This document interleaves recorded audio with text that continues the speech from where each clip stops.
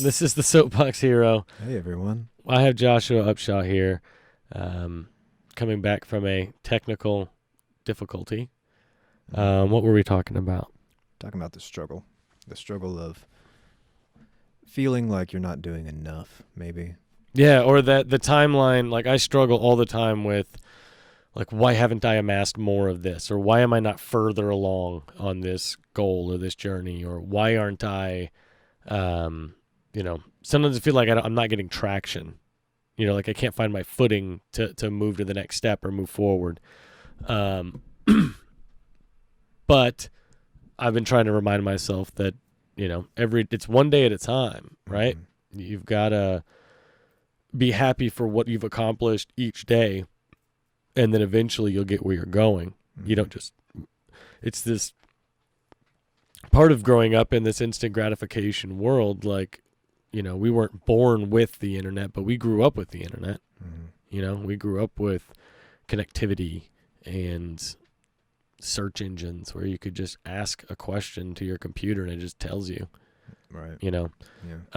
So this instant gratification that I'm used to in most aspects of my life, it's really hard to stay mindful that that's not how it really works, mm-hmm. right? Like life doesn't work that way.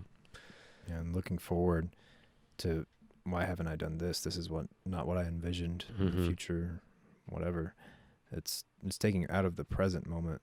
So yeah, it's day to day, it's moment to moment, and enjoying that to the fullest and not expecting the future goal or accomplishment, whatever you are set out to achieve, not allowing that to provide your value for continuing your life, because in my world, I've never been able to accurately pinpoint how my future is going to turn out. Mm-hmm. Never, not one time has it turned out like I envisioned it would. But looking back, it's been a beautiful journey, mm-hmm. Gorgeous, and very grateful for that. And so that struggle of not wanting, or things not being the way you thought they would be, or feeling like you're not doing enough, or whatever, and being grateful. The way in which I think to help that struggle is to practice that gratitude. So for me, I have a feeling that like everything is a practice. If I want to get better at something or not feel a certain way, there's something I can do and practice over and over and make a habit of that will change that state. Mm-hmm. So, at the end of your day, and this could even be like prayer, like, thank you for this day to whatever higher power you look towards, and saying thank you for X, Y, Z, all these things, and thinking back on your day and being like, okay, well, what did I do today? What did it consist of? And you can be grateful for pretty much anything. And if you're struggling to find something to be grateful for, I would reach out to somebody I know and being like, hey, I'm seeking feedback here on what do you think about me and how I'm doing, and I'm struggling right now. Is there anything cool that you see in my life that I'm doing and helping with? And for me, I see a lot of my people, a lot of friends and people I know doing things, and I'm like, wow, that's so cool. That's impressive and amazing. And I see that being very beneficial for the world. And so, yeah, that's, one way to do that. Like, for example, this podcast, it's awesome. You get to bring in people with all this diverse knowledge, have them come in and share that knowledge with the entire world. That's pretty amazing. That's a really awesome thing to share. Being a parent, that's wonderful. Bringing life and continuing life of the species and on our planet, that's hard to really do anything more than trying to survive. No, absolutely. I'm not trying to diminish those things. What I mean is, like, I was talking with a friend of mine, and I was trying to find some sort of an analogy to explain how I view this specific planet that we're on, like this version of this planet. Mm-hmm. and it seems like it's the planet of consumption. It seems that everything on this planet is consuming something else and is jostling for power. Like fungus, if you've left alone, undisturbed, fungus would eventually take over everything, right? It would grow and, lions, if you just let lions, like if they had no predators, lions would just eventually consume everything, right? Trees, that's the crazy one. I was looking at like a sped up, if you sped up what a tree does, it's incredible. Like if you sped it up like 100 times, No. like a tree growing and how the roots go and how it like spreads out and how it, like it's nuts, dude. Mm-hmm. It's if that grew 100 times faster than it does now, like if it grew as fast as like a person did, like 20 years, and it's like, dude, it'd be invasive. It'd be insane. Right. Trying to keep up with those trees. But for now, it's a long time for a tree to get that big. So you've got 2-3 years after you see it sprout, they'll just rip it out of the ground. But if that thing was like, if it was growing, 10 feet a day, you'd be constantly chopping down little freaking trees. Yeah. Because that's what trees do. Trees grow, right? If the seed hits the ground and it gets water and sunlight, it's going. But what is that perception of growth for a tree, though? I mean, we perceive a tree growing slowly. Right. But for a tree, maybe they perceive that growth as the same as we perceive our own. Well, yeah. Well, we're comparing it to how many times this planet's gone around the sun, is how slow or fast something is. Right. Not, and that may not be the best way to look at anything, but that's how we are trained to look at things, is in the measure of time. And for us, the measure of time is how many times the sun's gone around, or the planet's gone around the sun. Mm-hmm. Yeah. It's been this many times around the sun since this happened, or it took you this many times around the sun to do this.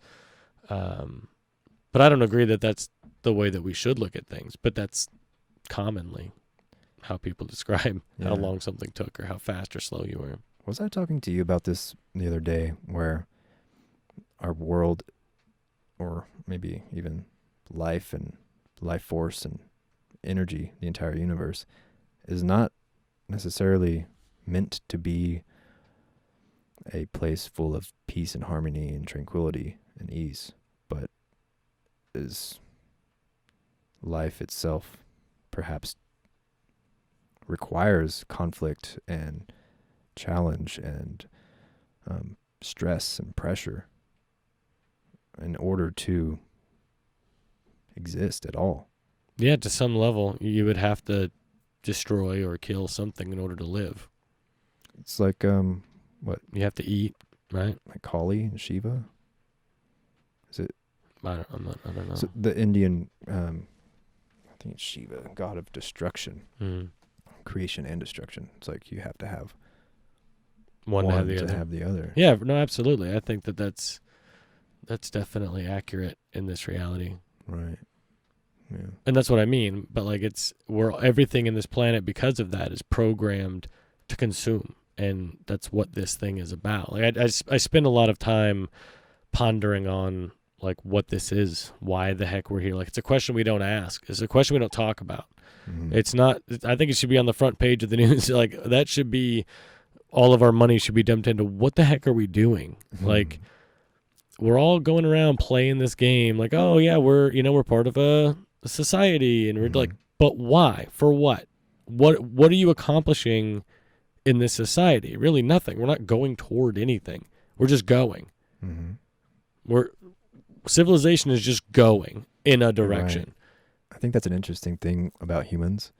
Is it seems to me that I guess I can't really speak for other people, but I'm going to anyways. That we tend to have the need to place value and meaning into the reasons for the things that we do. When, to me, it seems that life's going to continue regardless. Mm-hmm. If you do nothing at all, life is still going to continue to progress the way it was going to. Perhaps not your life, but the world, right? The reality will continue. Like the world turns, so whether you live or die. I mean, with that perspective, you can really pick and choose whatever purpose you want. Right, but what I mean is, I don't want to just give in to. I feel like there's a fine line between saying, well, the world's going to do what the world's going to do, so why am I doing anything, right? Like, why am I striving towards something if it doesn't matter, right? If the world's just going to keep going, whether I accomplish this or accomplish that, well, then why even do that? There's a fine line between that and, the world's going to keep turning, Right. Nihilism. but I need to find purpose. I don't know. I feel like we all need purpose. That's what is kind of fuels us. Yeah, that's what keeps you going. You look at people that retire, Mhm. like most of them go right back to work. Sitting around and doing nothing is very hard to do, but they find that once people stop having that thing to work toward, Mhm. then they're just waiting to die. And once you start doing that, your brain atrophies the same way as any other muscle in your body. Right. If you stop using it Right. and you just lay in a couch and watch TV, like, you're Yeah. going to die a lot faster than Right. if you're up moving around, keeping your body engaged. I think it's because we've gotten so disconnected from nature that right now to just survive, which to me it seems is the ultimate point of our life, to just survive is very easy to do. Oh, yeah. We have so many modern conveniences, at least in our society. But is that what we're here to do, is just survive? That just seems boring. Like, I know we're getting really deep about why we're here, but that's exactly my point. Survival for you is you're not having to go out every day and hunt and fish and grow your crops and beat something with a stick to eat it. or beat off the saber-toothed tigers coming to eat you and your children. Right. You don't have to worry about that. So for you, it's like, okay, well, then what the hell am I going to do now? It's like, well, I have to ascribe some sort of meaning and purpose. Otherwise, what's the point? Don't you think meaning was inherent? Well, I guess that's part of that. I would imagine it's part of our consciousness that awareness that people have, that animals don't, right? That we understand that, you know what I mean? Like, I'm doing a horrible job. Well, I'm just trying now. to imagine a situation in which people were, let's say, cavemen. They're trying to figure out how to eat every day, farm their crops, beat off saber-toothed tigers, right? Whatever, every single day. Would they still be contemplating, what's the point of it all? At some point. Why am I here? Right? Wouldn't you? I don't know. I don't know if you'd have the time. Whenever you find yourself really, really busy with all your stuff you have going on, are you still reflecting on that? Or as right, much? But I mean, they laid down to go to sleep every night, right? Or you would assume they slept at some point. Like, when you think they just work, pass out, work. Like, they never had a moment to just lay down and, like, look at the stars, or, I don't. Maybe not. Everybody has downtime. Maybe not. Up until how much time does a lion sleep? Like, half the damn day. I'm surprised they don't think about it. Right. Even a giant predator that has to kill things all the time and is always hoping for water, they nap the majority of the day. So I feel like any instance, there's going to be rest in anybody's existence on this planet. Did you hear that theory of, it was the cave paintings in France, that those originated at a time in which our ancestors discovered psilocybin mushrooms, and that sort of spurred the higher consciousness of humanity? I mean, it makes sense. It makes sense that would have started it. And that's a deep rabbit hole. Mushrooms and, like, the beginning of existence. There's evidence that a lot of the old, like the way the Bible's been transcribed, the Bible we know now, previously there was a lot of mentioning of mushrooms, and that was what was in the Garden of Eden. It wasn't an apple; it was a mushroom. Interesting. I haven't heard that. Yeah, that's one of the many Rogan podcasts with people that come on there, but it was really interesting. Might have been Terrence McKenna, the king of mushrooms, but yeah, it was just really interesting that there is evidence of, mushrooms being a big part of religion or spirituality for a very, very long time, since before the Bible. Well, frankincense, myrrh, and whatever other oil or plant they talked about that's in the Bible. Right. Plant-based medicines used for ceremonial spiritual purposes to facilitate connection between man and God. Yeah. Or spirit. But I mean, my point that I'm trying to get across is that as humans, it seems to be that we do contemplate the why are we here. Yep. And I can't think of any other reason for why we would do that other than we no longer have that innate need to just merely survive, that we've crossed that threshold of survival and we're now into an age of something else, something further. But people have been looking for religion for a really long time. They've been using that as what we're doing here or why we're here for a very long time. Back when they didn't have a good time and it wasn't air conditioning and grocery stores. Like, you still had to walk miles to wash your clothes on rocks, like when they were worshiping gods. I mean, look at Egyptians. I mean, they didn't have a great time. Right. And they looked to gods as meaning to this life. Like, I really think that it's inherent in somebody with consciousness of, like, what the heck are we doing here? I feel like... Yeah. Like... I don't know, but then I feel like... I don't know. Then there's some people you look at and you're like, yeah, I bet you've never once thought of that. Like, you know what I mean? Yeah. Like... I think it's maybe we've used to be able to connect with one another when we were more tribal and tribal village community styles. We more understood the interconnectedness of ourselves with all of the universe. And as doctrines and dogmas came into place to sort of really facilitate economic trade for the sake of the acquisition of power for certain groups of people over another, that we lost that sense of interconnectedness with nature and the planet and the universe. And so ever since that time, it seems fairly logical to think, okay, well, we have still been searching for that, and thus whenever something sort of seems along those lines, like, oh, this guy seems connected, he's with this religion, maybe I'll check that out and see, because I need that. I have this underlying feeling of needing some sort of spiritual connection or whatever.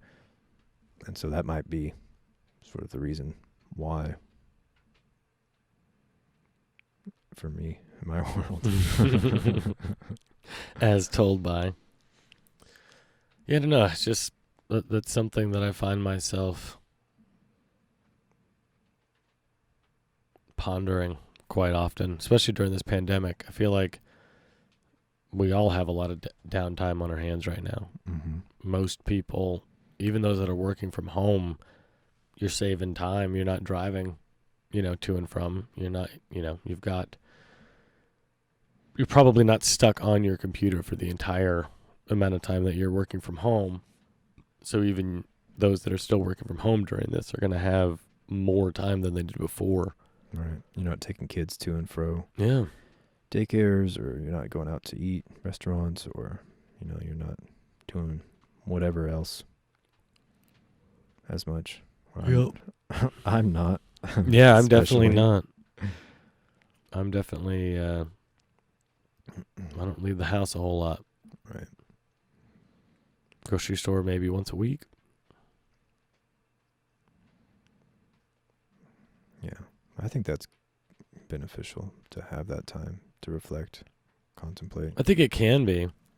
I think I talked about this in one of the other episodes, but this is an opportunity for people to look in the mirror and decide either you're happy with what you see or you're not. Mm-hmm. But looking in the mirror, sometimes you might see things you didn't think you were going to see. Yeah, if you've been avoiding doing it. Yeah, or Like keeping yourself avoiding, something within yourself that you might not like. There's a lot of mirroring that people do. I don't like this person because of this. Well, a lot of that is because you do that and you don't like that within yourself. Yeah. You know, 100%. and so when you're alone, you can start getting mad at yourself for doing the things, or you're gonna notice, oh, shoot, Right. that thing I hate that Karen does, like I do that too. That's not good. Karen. Poor Karens. I love you, Karens. Karens around the world. I've never met a Karen. Have you? I did. And she very much Was she a met the Karen? description Mm. of a Karen. Fitting the stereotype. That's so funny. I know plenty of people that are Karens that aren't named Karen as well, but Oh, okay, yeah. but no, I've definitely met one Karen named Karen. Mhm. I love that's like slang now. We have such a privileged life where we're doing whatever we want with the English language at this point. But yeah, I don't remember what we were talking about now. Sitting and being with yourself. Yeah, Really, I want to get into Buddhism. I don't know how to like break into that, but I like what I hear about Buddhism. Yeah. Well, I'm technically on the Tibetan Cultural Institute of Arkansas board now. So you can make me Buddhist. Yeah. You can be my Yeah. guide Right. through Buddhism. So we meet on Sundays. How original. Yeah. Now digitally through Zoom. Oh, which is nice. Zoom. interesting. Great. So Yeah. we're going to get hacked and Yeah. steal all our stuff. That's pretty cool. I don't know what. I honestly have no idea what Are you this is. familiar What's wrong with Zoom. with Geshe-la? Geshe-la Thubten Dorji. Definitely would remember that name Yeah. if I knew it. I have not heard He's that been before. in Fayetteville now for over a decade, I believe. Mm-hmm. And he teaches at the university, like intro to Buddhism and meditation class. There's an intro to Buddhism class. I took it back in 2012. That's some privilege. That's pretty cool. I can pay thousands of dollars to this university so that I can learn how to appreciate. It was a cool class because it fulfills like a world religion credit Mhm. or whatever if you need one of those. Yeah, it was really neat. But anyway, so he leads the Sangha, the group of Buddhists Sangha. in this area. That's your like congregation. Right. It's Yeah. a Sangha. Yeah. They're cool folks. Do you do that every Sunday? Do I? Mm-hmm. I Oh, got him. preferred it when it was in person. Yeah. I'm not a huge fan Sorry to of put you on the digital spot communication. about how often you're practicing your religion. I would like to be more involved. I was honestly. that question was meant so that I could ask you if I could join you on Sundays. Oh, you totally can. I'm interested in that. Hook me up with that after we finish this. Yeah. I wasn't trying to like put you on the spot. Oh God. Sorry, everyone. How often is he going to church? I'm a horrible Buddhist. Going down a level. What is it? Animals. I think below us is animals, and there's like 6. Do you get to pick what animal? I highly doubt it. See, we're getting weird on this conversation. We're touching all the stuff that I think about and There are obsess some things about. about Buddhism I don't completely. But like, how do you imagine resonate with. this, like, what this is and what happens after this? Like, do you put thought into I'm that? a very logical person, and I go with what experience has shown me. Which is That all life is connected, and it's just one big life bubble that keeps on spinning, and our atoms and molecules just get all rearranged and go to provide life to the next thing.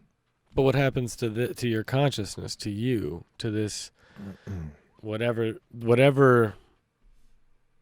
like, will we still be experiencing something during that energy? Are we still going to be like aware, I guess is the word? Are we still going to be aware that we're new energy? Because this thing feels like it's not like it's a random array of molecules that are just spreading around and being shared. This is all one thing. Like, you are comprised of a very specific amount of stuff that allows you to walk and move around. And like when you die, this suit, this, machine that you're wearing goes away and goes into the ground essentially, or somewhere. Are you familiar with the collective consciousness idea? I guess not in this context. Well, this collective consciousness is like collective awareness. And what that suggests is that all of our consciousness is just one consciousness, and that there really is no separation between any humans or any animals or anything, that it all just is the one thing. But your reality is different than my reality. So how are we sharing collective consciousness? Like, how am I sharing your consciousness when I have no idea, like, how you're perceiving this world? I think that we do have an idea of how others are perceiving, because we make a ton of inferences about how others are perceiving things. If we really had no idea or no clue how anyone was going to respond to anything we ever did, then life would be really challenging to coexist with anyone. But I do think we have an idea. And I think if we really wanted to know, and we were super motivated to try and figure that out, that it is very much possible to know what people are thinking and doing at all times. Well, like, where's the line between knowing what someone else is thinking and having generally agreed upon definitions for things or understandings or social,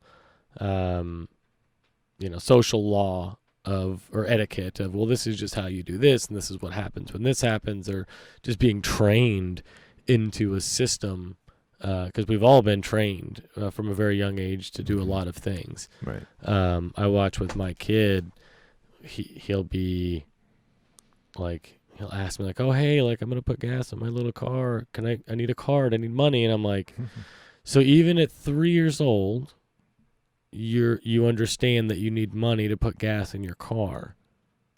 Like, that's programming at a very, very early age. And so I feel like, how much do you think is just being programmed that this is how things work, and that's why we know how people are going to react, or, you know what I mean, what people are going to do in a lot, to a certain point.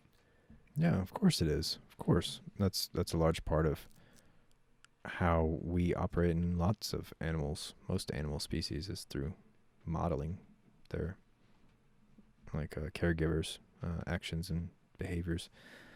But if those actions are different, then we're gonna model something different. And if you want to sort of shift the way we work as a society, then it first starts with modeling the behavior that you want to see the world shift towards. And so if you can work towards modeling a behavior that's not in line with ideals and values that contradict your own, then eventually it will shift towards that direction. So you're saying, if, trying to find a good analogy here. Jesus. Jesus. Oh, Mother Mary.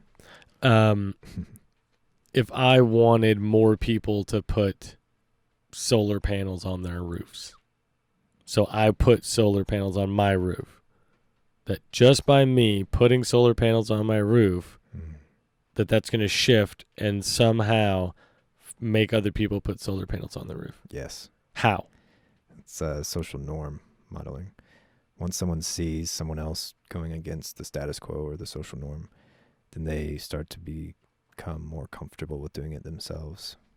Because it's no longer going to be, quote unquote taboo to do so.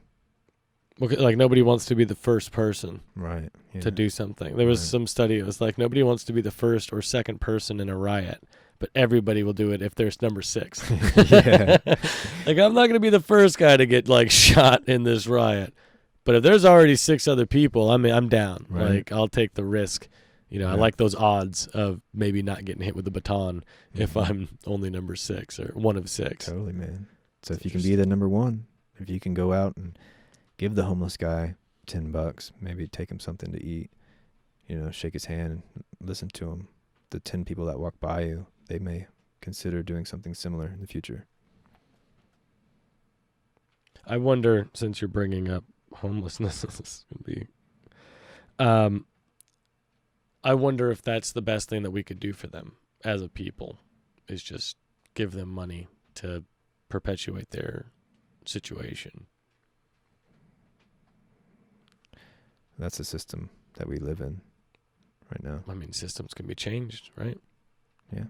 I'm just saying, like, is that the best thing that we could be doing collectively, is giving them money? Or is there something else that we could be doing that would actually fix the root cause of the issue? And then we need to get into what the root cause of the issue is. Right. Why are these people homeless? Why are these people on the street? Well, I'm sure there's a multitude of reasons. I imagine felonies make things hard That's to absolutely get back into society. The lack of effective mental health care and accessible mental health care. The lack of education of teaching oneself how to love oneself and not compare oneself to another in a negative way. Yeah. The promotion of certain drugs and alcohol in media as a wonderful, enjoyable thing at all times without fear or repercussion of the consequences. Yeah, not approaching alcohol with caution. Right. But just, oh, well, everybody drinks all the time. Nothing to Right. worry about. Right. Yet it's crazy how many people are in the grips of alcoholism. Mm-hmm.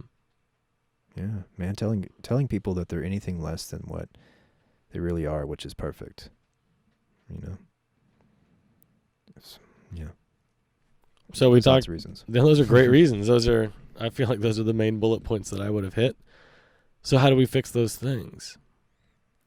Like, I don't know if this is what you expected to do on the podcast today, but we can change that subject if you want as well. I don't want to, like, grill you on how you're going to fix the world, but this reallocation of soapbox taxes. hero, right? Like, yeah, reallocation to taxes of taxes towards things more beneficial to helping society as opposed to destroying other societies. rewriting from where? Oh, well, the war machine, of course.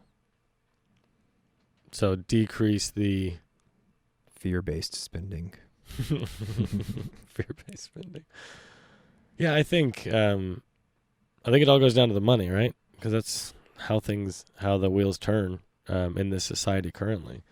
But yeah, I think that the first thing we could do is have a real audit of the government and where the money goes, like a legitimate audit. Mm-hmm.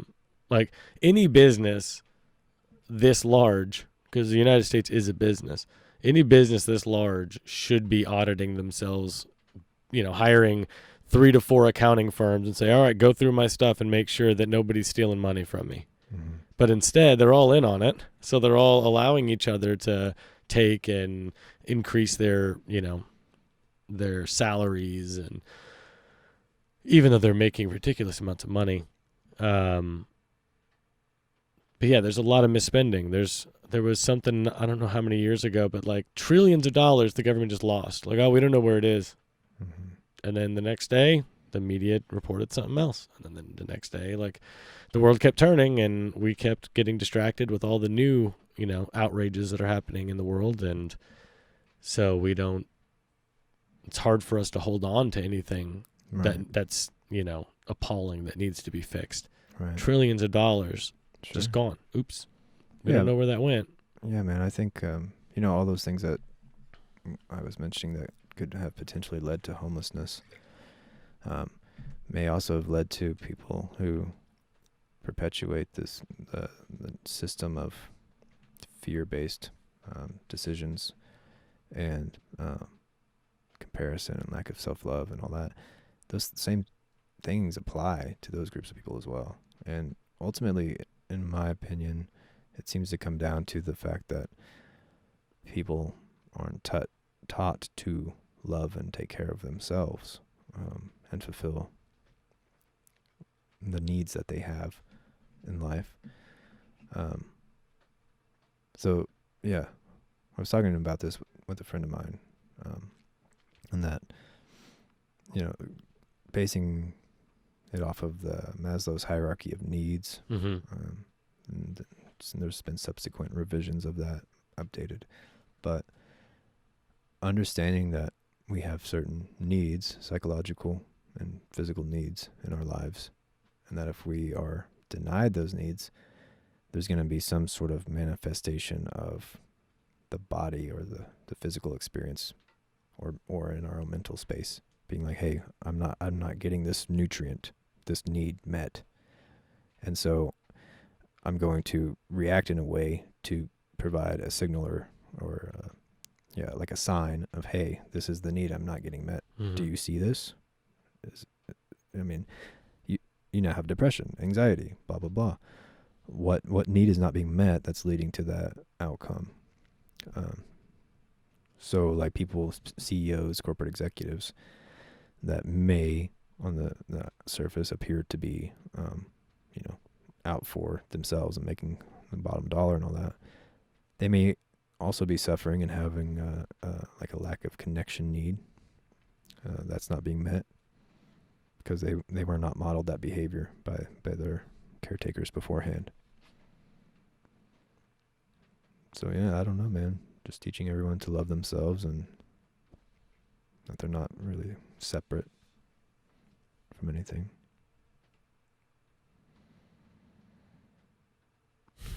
Yeah, and then again, these are challenging, seemingly, I would assume they are challenging concepts to grasp.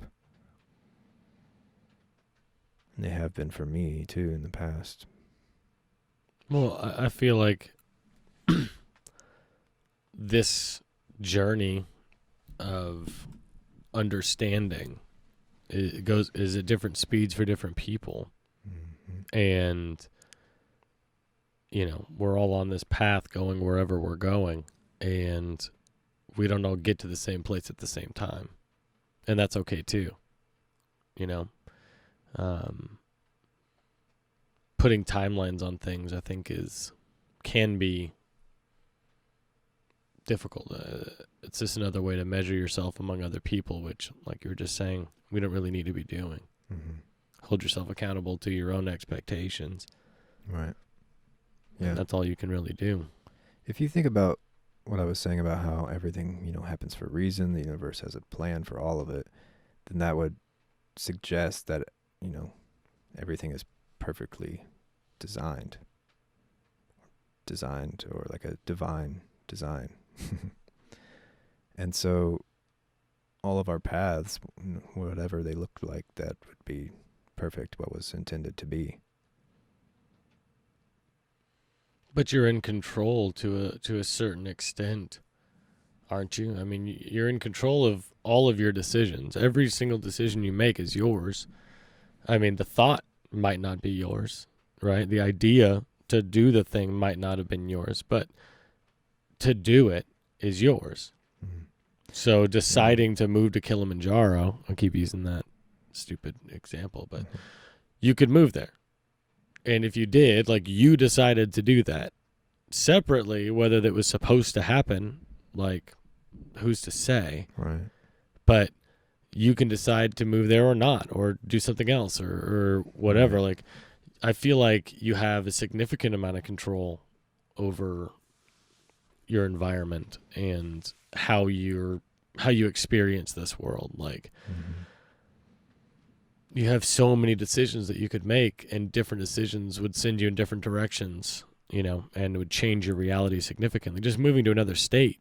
Mm-hmm. There's some people that never leave Arkansas, right, or California, or whatever state. There's some people that never leave. And so those people's realities are very different than somebody who lived in Arkansas and then moved to Europe and then moved to Spain and then moved to Australia and then moved to whatever and then moved back. Like, it's very different, right? So that reality, because of their decisions, was significantly different than, somebody else, same age, same whatever. Right. Yeah, man. So I've contemplated the idea of free will quite a bit. On the one hand, one could argue that free will may not exist if you come from the perspective of cause and effect, that everything happens because something else happened beforehand. So, So you had no choice but to move to Europe and maybe then whatever? if you look at it from that perspective, because, whenever your parents are pregnant, they eat XYZ things, whatever come into their body, that's going to affect how your brain forms. You're born in XYZ location to whatever family, and that's going to shape your experiences that lead to what career you pursue, that lead to you meeting so-and-so and having kids and blah, blah, blah. And then ultimately you having like a midlife crisis and realizing that the only way that you could not want to murder yourself was to go to Mount Kilimanjaro. Maybe. But, on the other side of things, if free will, it does seem to be an option that you can choose what you want to do or what I want to do.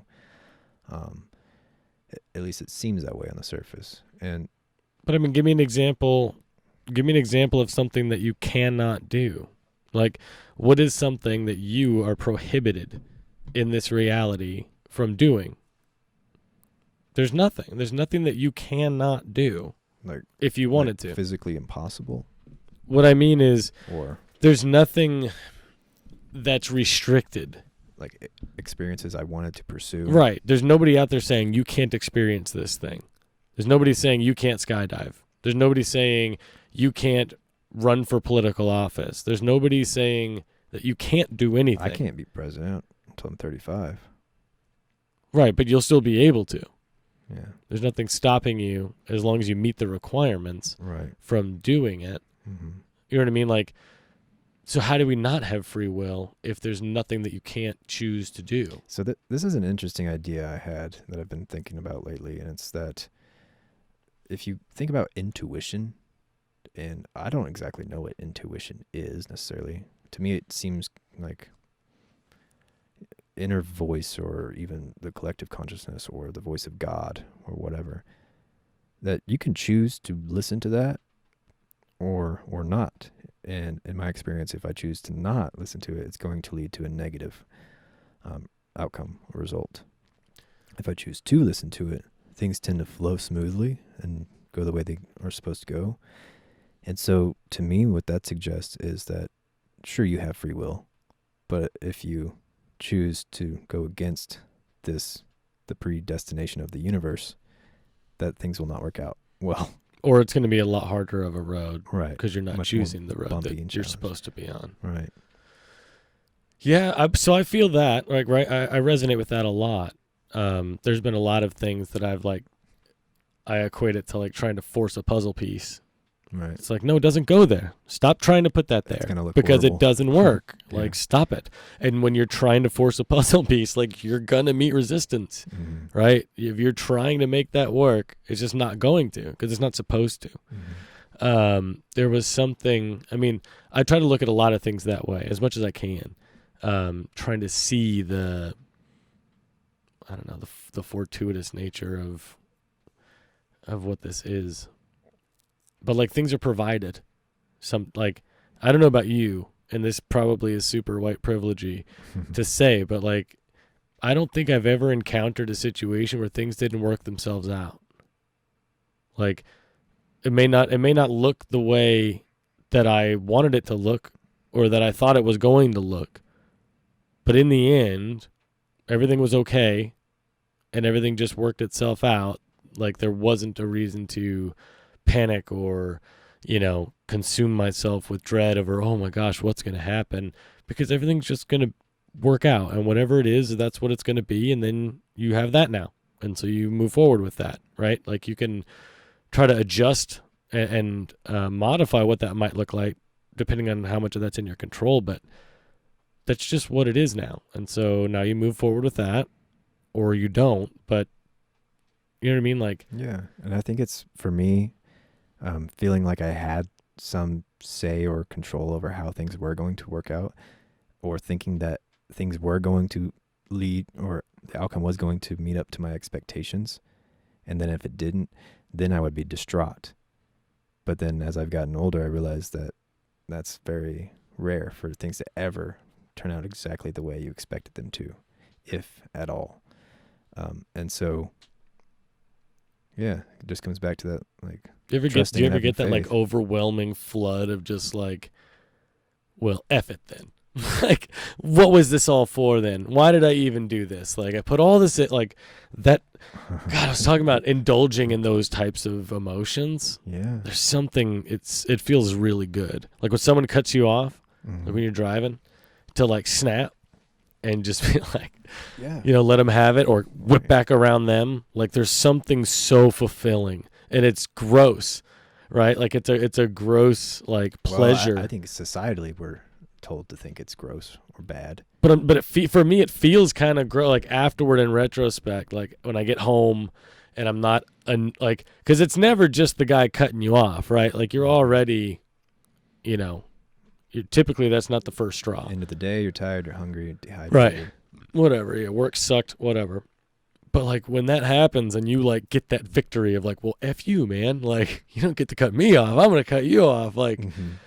I don't know. There's just something so satisfying about that. Yeah. But it's wrong. Like I shouldn't do that, right? No, if you're looking at the world, the way that I try to view everything is what's the desired outcome, right? What do I want out of each interaction? Each moment on a micro level, you can control it. This moment right now, I could control this and make this conversation go really dark, or really light. Whatever, we could do whatever we want. And so what I try to do is make sure that I understand what I want out of this.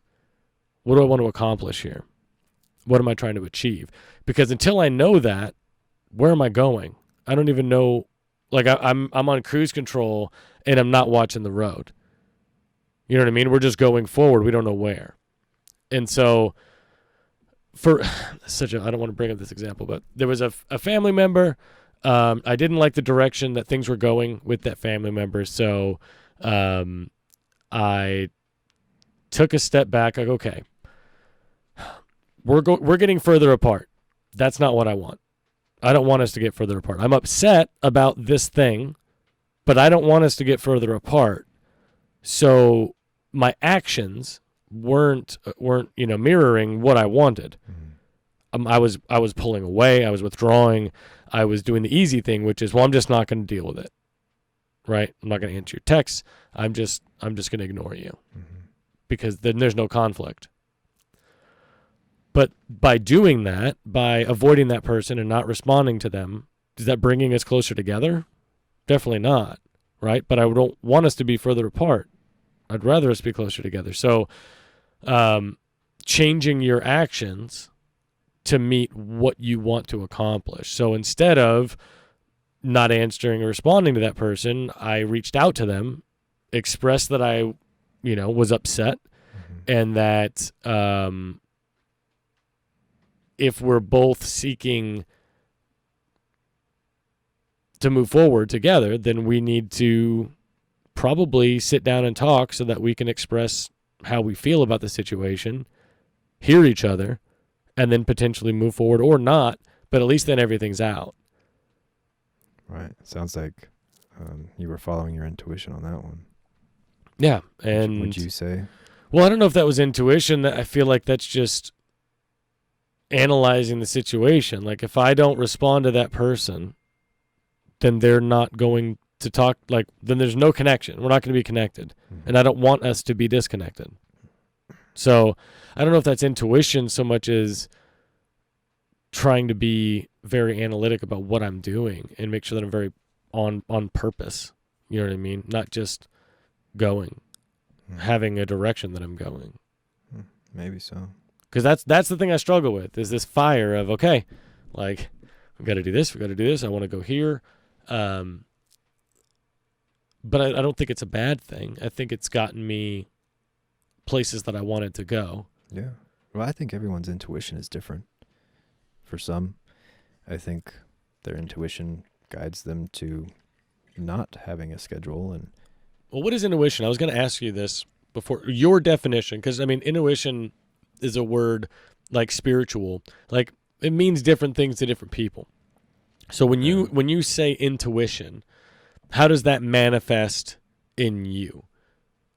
Like, what is intuition to you? How do you experience it? Is it like butterflies? Is it like a feeling in your stomach? Is it like a thought? Is it an actual voice? Do you hear somebody? Like, you know what I mean? Like, what is intuition when you're experiencing intuition? Yeah. It's a combination of things. I would say it's really a language or a communication coming from somewhere. I can't tell you if it's coming from God or my own head or my body. But how do you experience it? How are you feeling it? Not where is it coming from? We don't know where any of this stuff comes from. I get told things. So in your head? In my head, but I also feel the things that I'm told. How feel them? How? I feel them in my gut area, right around here. Okay. More so here. It depends on what I'm being told and the emotional response that it comes with. Sometimes I feel it in my heart. Sometimes I will feel it in my throat. So what I'm told in my brain, my thinking brain, manifests as a feeling somewhere in my body.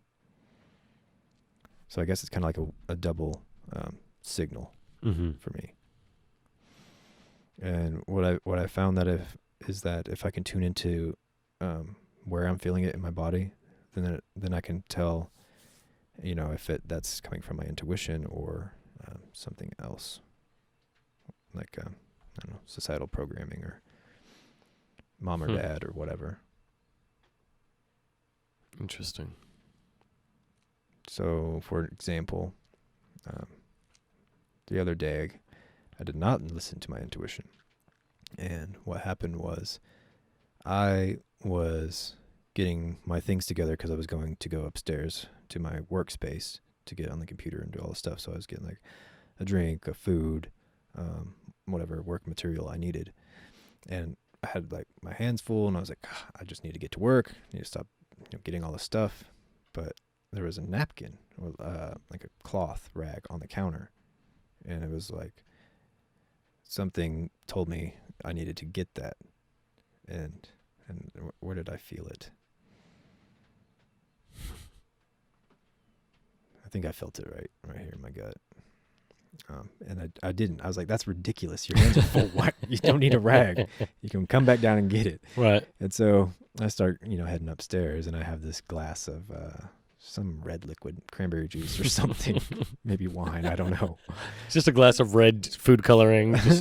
I'm just walking around with this. No, it was reckless. It was a drink. It was delicious. I forget what it was. But anyway, so on my way, I ended up spilling half of it all over myself and the floor and the wall. And if I had listened and grabbed that rag, I could have like tucked it in between two fingers. Then I would have had it right there.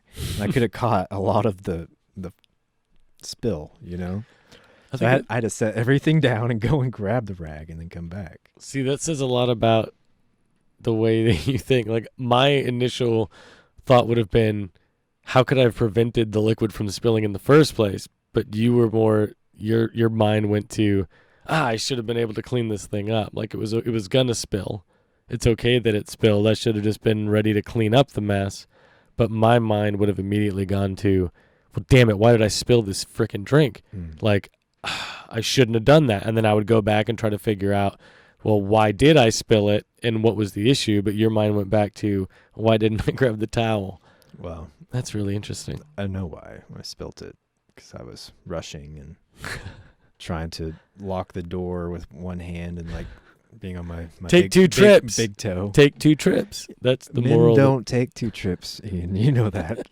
We carry. I'm trying to take 2 100 trips now is pounds of what I'm grocery saying. bags Oh, I still on do. our arms. I fill up my arms as much as I can. I think that's my rule is I'll just fill them up as much as I can until it really like I'm not going to be able to lift it to open the door. We were blessed with 30 pockets. That's We're true. gonna fill those pockets up. Take us 3 times as long. God bless me with this fanny pack, and damn it, I'm going to fill it with groceries. Yeah. Fanny pack. Dude, fanny never packs could are do so it. great to make I fun could of. never do fanny packs. It's just low-hanging fruit. Like, I feel like it's just too easy. There's such goofy things to wear. Like, and I know, like, Rogan was trying to bring it back. Andrew Dice Clay wore a fanny pack, still wears a fanny pack. But, like... guys don't have the luxury of having purses. You know? Well, but women don't have the luxury of having pockets. That's true. Exactly. Why can't we just let them have the bags and we have the pockets? We have to have our own bags, too, but they don't get the pockets. This is like a Jerry Seinfeld bit. Why don't they get the pockets? I can hear Seinfeld saying... I can hear it in his voice. Yeah. I got it. I got that, too. So I watched his stand-up special. I wasn't impressed. It wasn't very good. Yeah. Like it's just not my kind of humor. Like it was all like, oh, okay, yeah, that is something. That's clever. Yeah, I noticed that too, but I wasn't like crying laughing. You know, it didn't cause this weird involuntary reaction that is laughing. Yeah. You know, because that's another weird thing too. Why doesn't anybody talk about that? Why do we laugh? Where does that come from? How does that happen? Like.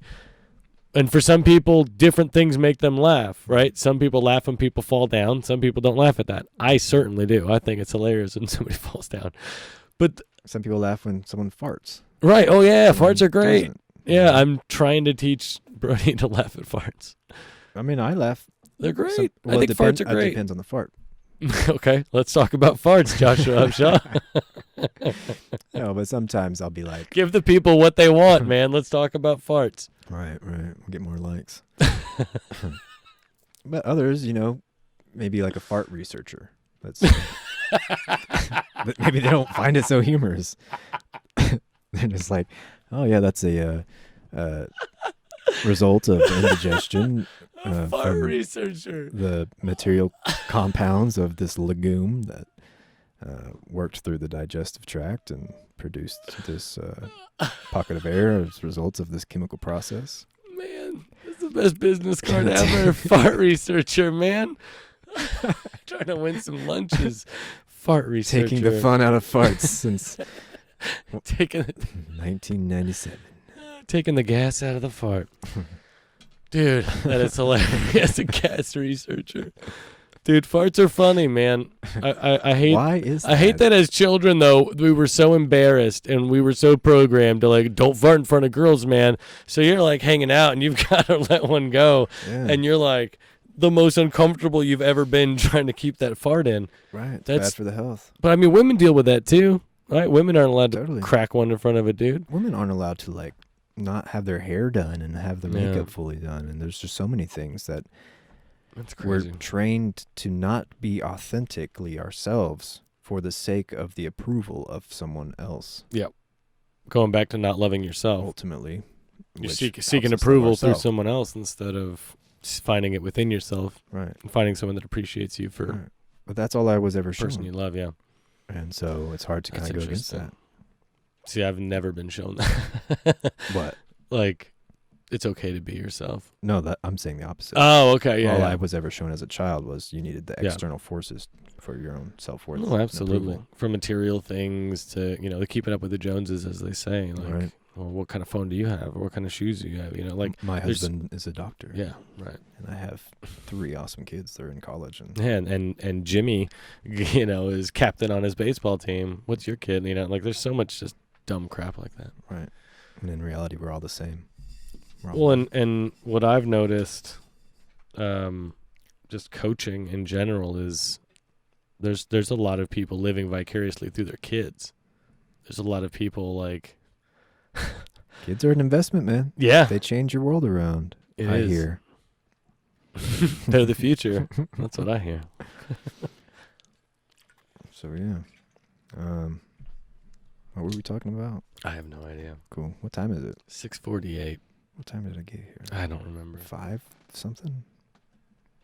5:15? We're at about an hour-ish, hour and Hour? change. Well, yeah, we're a little over an hour probably. You got any main topics you want to throw around, play with? That honestly, that was the big one. Is just I wanted to talk about what people could do during the pandemic while they're still stuck at home.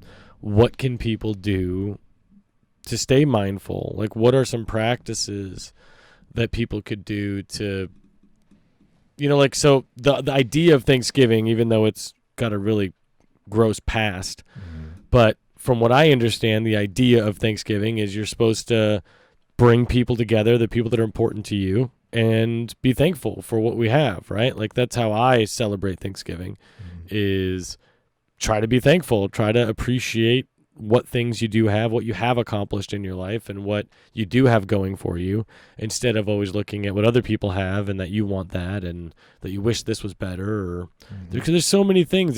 There's never going to be, even Warren Buffett has things that he looks like, oh, I wish that wasn't that. He has all the money in the world, right?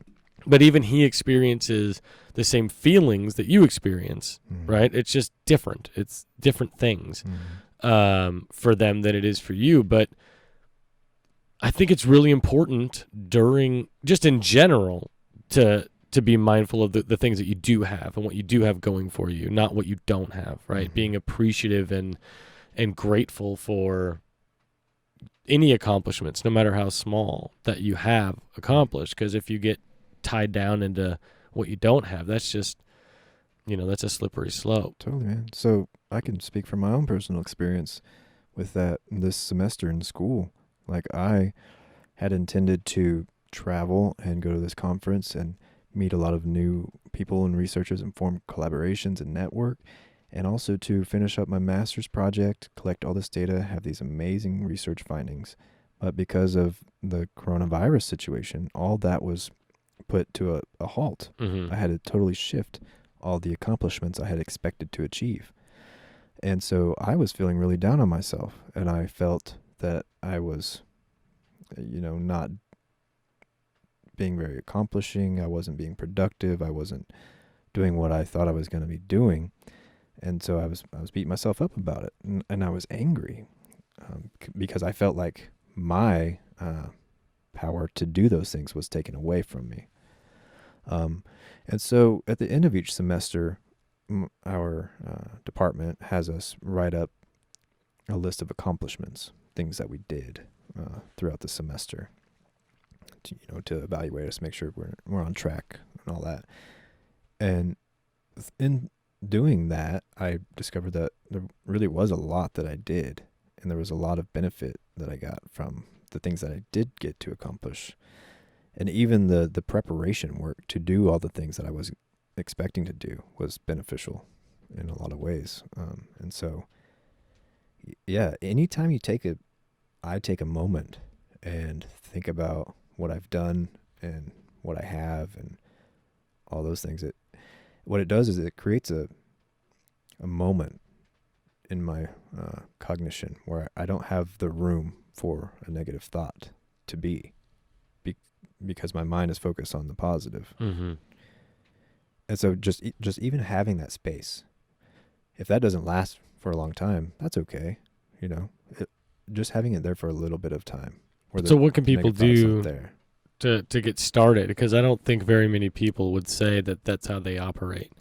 Is I have no space for negative things because all I care about is positive. I don't think that most people operate in that lane. I think a lot of people, like you're talking about, fear-based. I mean, we're all worried about what we don't have or what might happen if, and not saying, hey, like right now, we're both healthy, we're both breathing. Yeah, I mean, we're sharing. We're fortunate enough to not be running from bears and wild animals and fearing for our lives. Like, we have a pretty fortunate existence even during this pandemic. We still have food. We still have shelter. Like, right. we don't know what's going to happen, but right now we're okay. Things are good. Right. Yeah. I mean, there's all kinds of ways. I personally enjoy meditations, guided like gratitude meditations on Spotify or YouTube. There's hundreds. You could do search. Yeah, gratitude, meditation, speech, whatever. You can listen to that first thing in the mornings or whenever you wake up is really good for me. The end of the night, before you go to sleep, this is really nice if you think about all the things that were good during your day. Because a lot of times when we lay down to go to bed, all the things that we were doing that kept our minds preoccupied during the day are no longer there. Mm-hmm. And so our minds start to become more active and reflect, and you can dive into, oh, that sucked, or this sucked, or that sucked, or this person said this or did that. Or you can, try to reflect on the things that went well. And that can help to facilitate a better sleeping situation. Yeah. So morning, lunch, I like to, whenever I get in the shower, to be like, wow, this hot water's nice. Yeah, we were just using the toilet even. Yeah.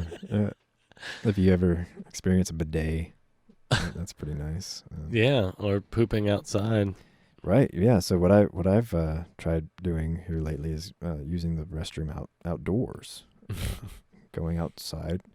It was cold today and wet, but I was like, you know what?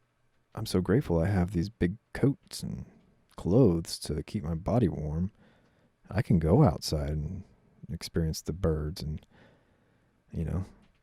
put my feet in the grass barefoot and try this weird thing that I don't really do too often because I'm bored, because I'm stuck at home, and why not? Because we're very privileged during this pandemic. Right. Yeah. That's just, but I don't know if you want to go down that rabbit hole real fast, but like, where does that end? Like, you're purposely making your situation worse. You're intentionally making it worse just so you can appreciate when you don't have to do that. Well, I was slightly joking with you on that earlier, because for me, I like to be outside and I like to be barefoot on the ground. It helps me to recenter and refocus, get some fresh air and perspective, and But you could do that on a nice day when it's sunny and not pinch a loaf at the yard and still appreciate, and still center, right, and still ground. So like, it was messy and I didn't have the right supplies, and it would have been way should have brought that towel and comfortable inside. That's twice you forgot a towel or a rag. I did take a rag, but it wasn't enough. Not enough rag.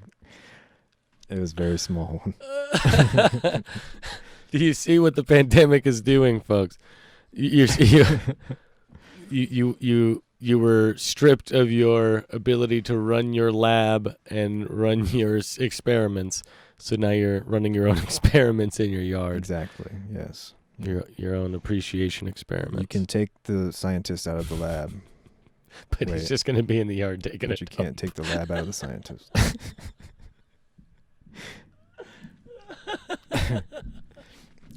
I got this this old tweed suit jacket from Goodwill. That it's my business jacket. I take that in my lunchbox with all my equipment. No briefcase? You got to get a briefcase with the tweed jacket, man. I'm letting the universe provide me one. If I buy it, it's not going to be the same. Well, you bought the tweed jacket. Yeah, I did. But it was a while back before I had even considered. Before you felt like being professional. Going to work outside. Now that's official, man. That jacket. Getting my business done. That's like official, like. It's way too big. But it keeps me warmer because it's bigger, You see, it's a giant. Like a triple XL. Like it made it hard to use the water Dad's jacket clean system. Yeah. Well, you get it tailored. I mean, if it's too big, they can definitely cut it down for you. Yeah. So, what I'm looking for is I'm looking to I'm looking to go outside to use the bathroom. How can we tailor this coat to make that more conducive to my needs?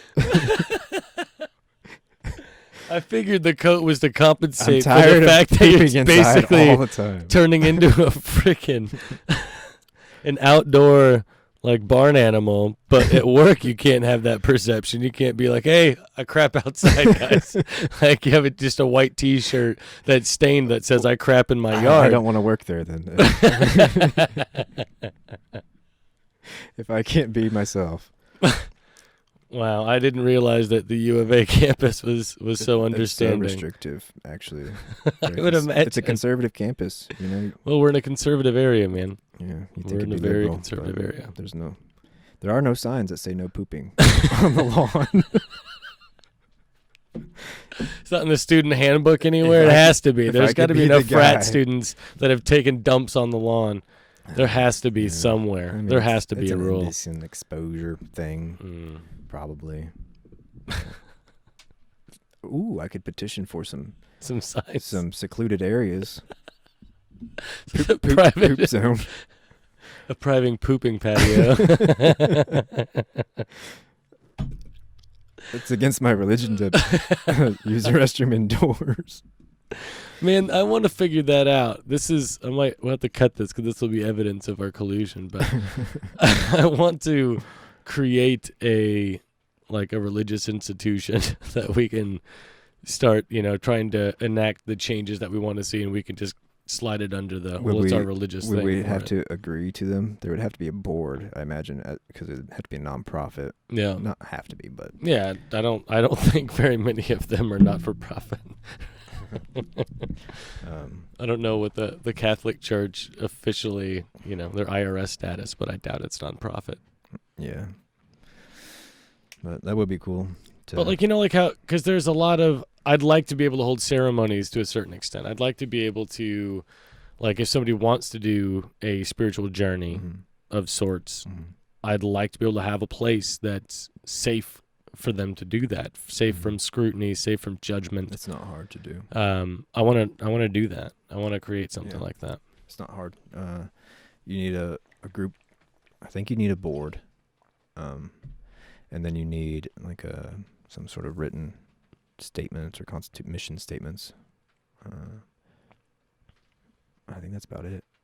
And then some sort of public display of churchhood. What do you mean? And then your public display of churchhood. Protected legally as a church religious institution.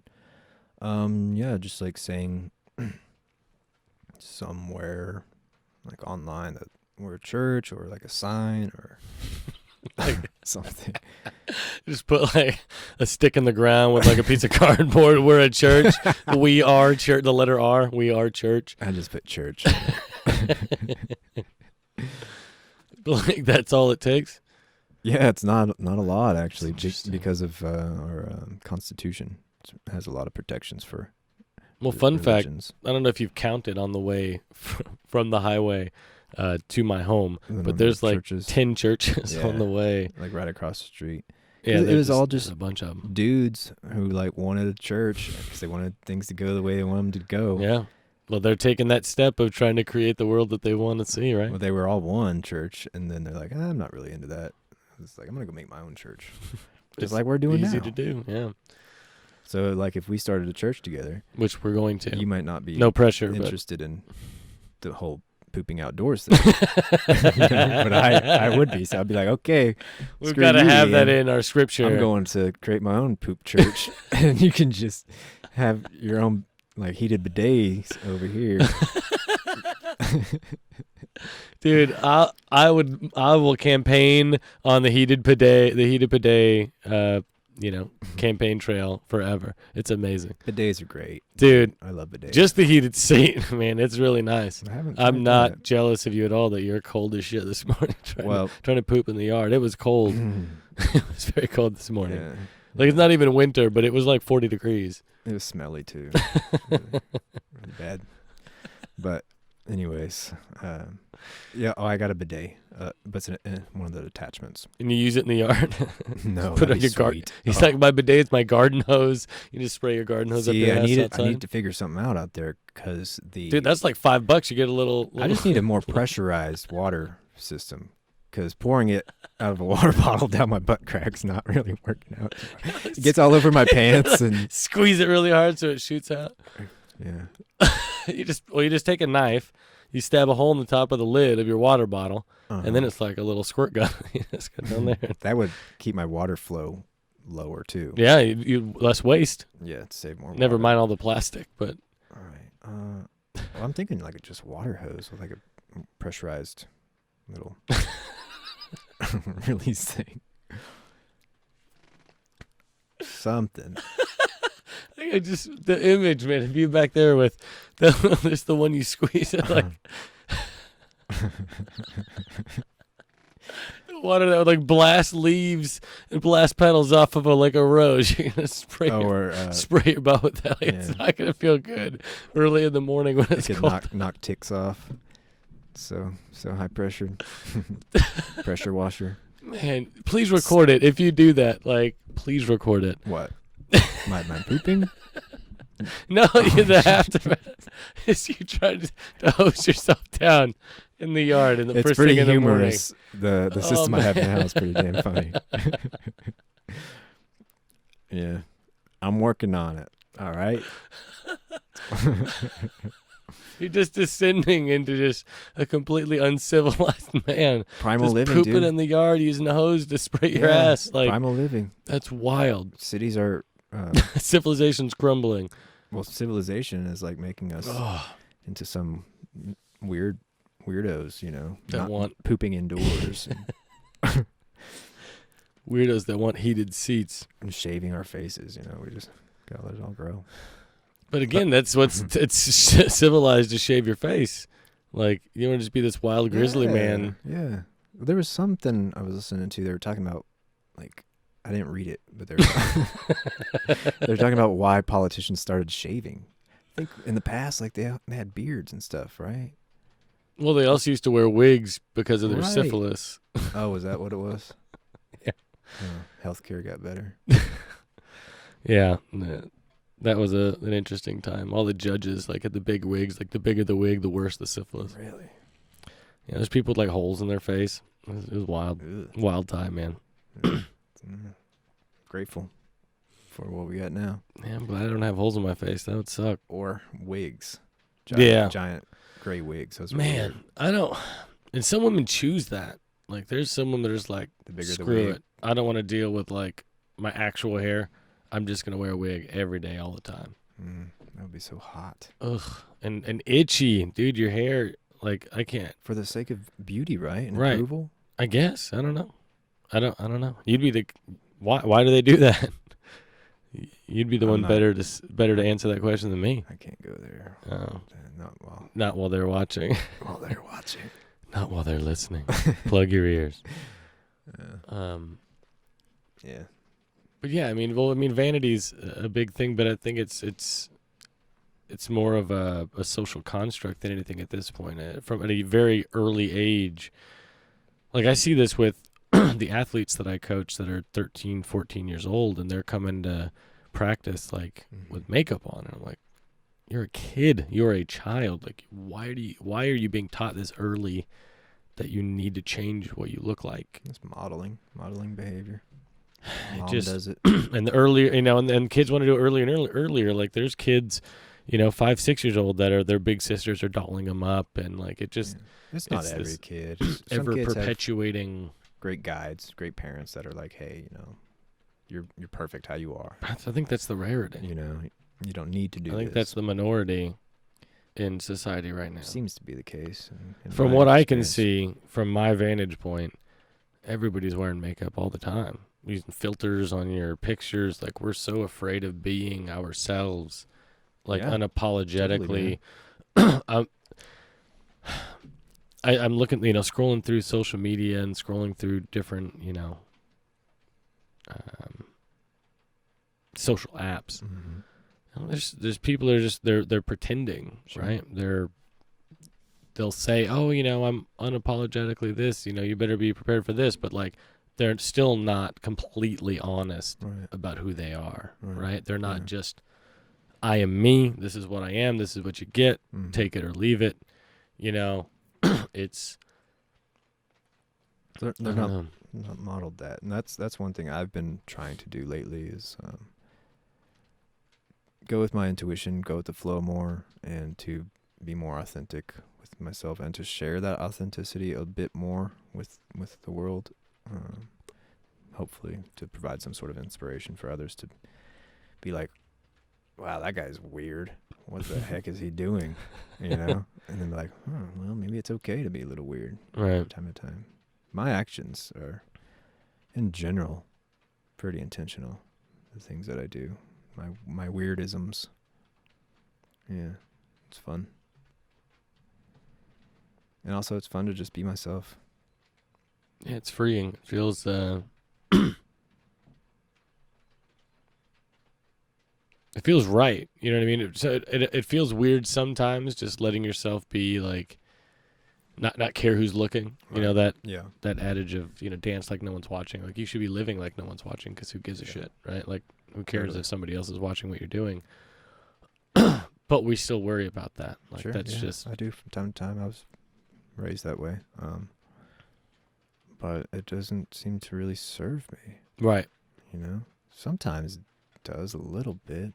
It sucks. I don't Playing like the feeling. game, right? Yeah, being political and playing Yeah. the game. That line, that line's so hard to walk because you still want to accomplish things, right? You still want to get further along in your career and, Right. But is that place you want to get going to be a place where you have to be something you're not? I don't know. Or I to feel have like gotten there being something you're not. I feel like the instant response to that is like, well, I'll just change when I get there, right? I think Right, that's the yeah. immediate thing is like, oh, well, I'll just play the game for a little while, and then once I get to the top, Once I get tenure and they kick right, me out. then I'll do whatever I want. The trouble is a lot of people don't actually get there, or once you've been There. in this system, you're playing this game for so Right. long, you don't really know what you wanted You've back lost then. yourself. Yeah, you've lost, the direction that you had originally when you went after this thing. And now you're just perpetuating and furthering the old story. Right, the cycle for others too. Yeah. Yeah. Yeah. So do you? Yeah, as much as you can, right? Mm-hmm. Don't sabotage your your opportunities, right? Don't sabotage It's been helpful for me using this idea of letting people own their experiences and not taking them on as my own. So like if, I share a weird video of myself doing something on Facebook and then someone's like, "Oh, that was weird," or made me feel uncomfortable, or "I can't believe you do that. Are you on drugs or something?" And then instead of being like, there's the videos of you no. shitting outside and you got Not yet. He's like, but I'm ready. I'm ready for those comments. I've got to get my tripod set up right. No, but it's like The lighting's all wrong right now. I could be like, "Oh man, yeah, maybe it does seem like I'm on drugs, or I'm like really weird, or there's something wrong with me. How will that affect my career opportunities, or how will that affect the way so and so sees me?" Right. Blah blah blah. And once I take that perspective, then it's so easy to fall into that cycle of, "Oh, I better be really careful what all I share and how I express myself." Or I can be like, "Okay, I hear that you had this experience of whenever you saw my video." So what I like to do, and this isn't what a lot of people would recommend, but what I like to do is I like to go further with people and help them explore their own biases and be like, "Well, why did you feel this way with that? What's going on to cause you to have this opinion?" Mm-hmm. A lot of people don't do that because it's Right. a pain in the butt. Well, it's But a little I enjoy it. intrusive and Yeah. probing. But of course, if they provided feedback to me unsolicited, then I feel very much warranted into diving into their own experience with them. If I have the time. I don't really often, but sometimes I do. But anyways, just letting them have their experience and seeing it as like, that's not a reflection, or it's a reflection of themselves projected onto you. It's not really a reflection of you or myself, who I am inside. It's their experience. Yeah, I think we'll leave that to the qualified people who understand how brains work, and your job is understanding people and why they do the things they do. I don't recommend anybody, it's just anybody off the street, be like, hey, let's analyze why you feel the way that you feel right now. You're like going and buying smokes at the liquor store, and you're like, hey, why did you ask for the red carton of cigarettes instead of the white?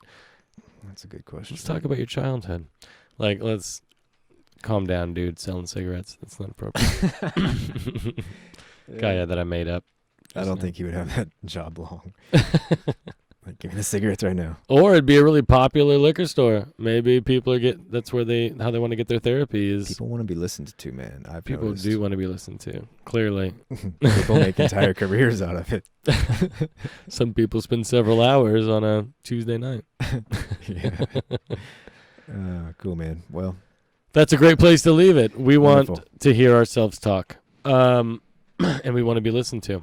So thanks for listening to us talk. Thanks, everybody.